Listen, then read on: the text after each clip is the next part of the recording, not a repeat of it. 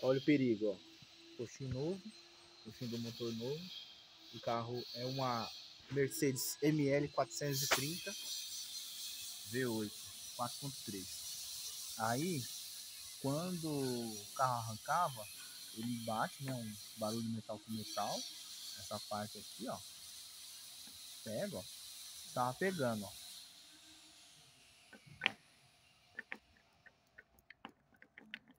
Faz um barulho parecido com esse aqui.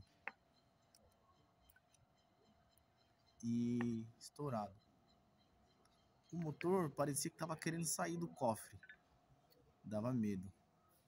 Tinha que sair bem devagarzinho para você não sentir aquele tranco na frente do carro. Os dois coxinhos assim. Esse aqui é o do lado esquerdo. Aí tem que soltar esse suporte aqui do coxinho. Não é fácil. Esses 4 parafusos aqui, ó. Esse de cima, esse de baixo, esse outro aqui e um que vai aqui escondidinho aqui embaixo, ó.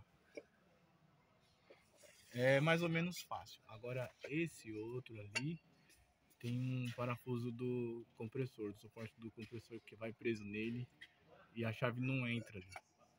Aí é complicado. E o espaço que tem aqui também é pouco, né? Mas saiu.